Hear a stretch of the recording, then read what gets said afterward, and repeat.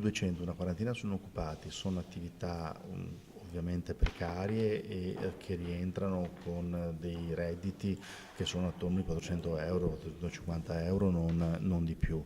L'obiettivo è di riuscire a far sì che le persone nel momento in cui escono o hanno un progetto SPRAR che si apre e quindi in qualche modo c'è un ulteriore aiuto per ulteriori 6 mesi o per quello che sarà nel loro percorso, o dall'altro lato invece riuscire a far sì che siano minimamente autonomi anche con lavori a part-time, con cifre minime come quelle che dicevo prima, ma che permettano, mettendosi insieme magari con qualcun altro, di poter accedere a un'abitazione e poter cominciare a vivere in modo più autonomo.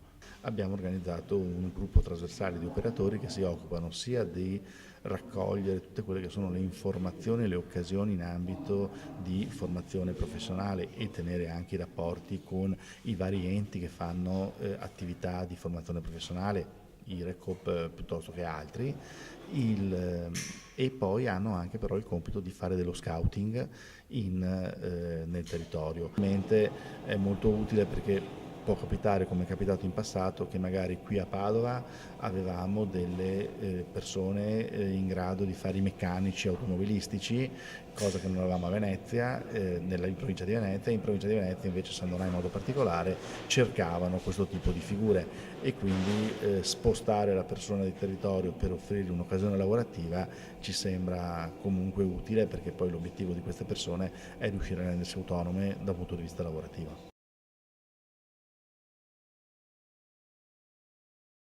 L'obiettivo di questo laboratorio intanto di fare sviluppare ai ragazzi un po' l'autonomia e di insegnargli anche un po' la disciplina banalmente in Italia, per poter accedere poi a un mondo del lavoro, al mondo del lavoro. Diamo un po' l'opportunità di imparare poi per accedere anche al mondo del lavoro, quello vero. Alcuni anche trattati col CSM.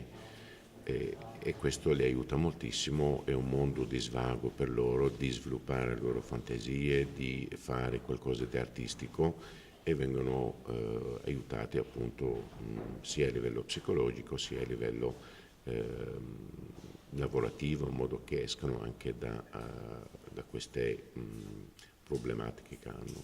Pensato anche a fare un tipo di tappeto artistico che io avevo ancora studiato e realizzato negli anni precedenti, e quella un'opportunità per dare più che altro alle ragazze, perché abbiamo un po' il problema che le ragazze fanno un po' fatica a trovare un inserimento lavorativo un po' nel Veneto, preferiscono sempre di far lavorare i giovani.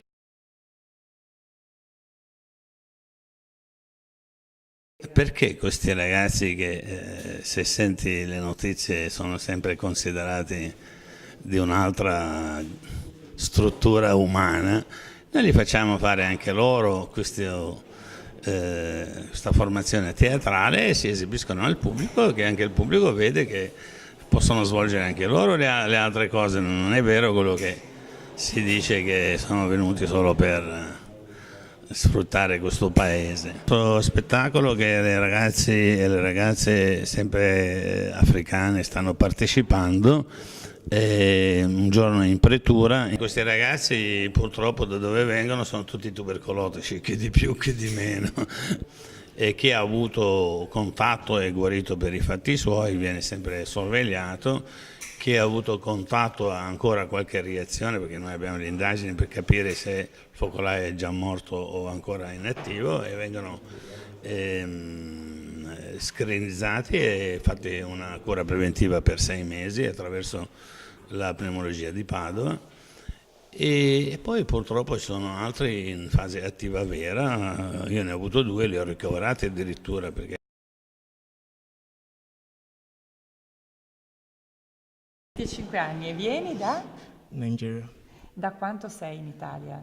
2 anni, 3 mesi. L'esame di terza media? Sì, sì, sì. Qui a giugno? Sì, Junior. E stai studiando? Sì. Ti piace? nel mio paese anche sono autista. Ah, tu guidavi camion? Sì, adesso fatto in scuola di guida Per il camion o per la macchina? per la macchina la prima, dopo Ok. fatto Dopo anche quelli per il camion. sì. Fai anche teatro? Sì, Hai una parte? io sono pubblico ministero. Quali quelli a occhio, quali quelli a Francia? Sono frutto di oggi, tante esperienze all'estero, confusione nel mio paese, tante confusioni. Quindi sei scappato? Sì, sì, sì. Con un barcone? Sì, in balcone, sì. Dalla Libia? Sì, sì, sì.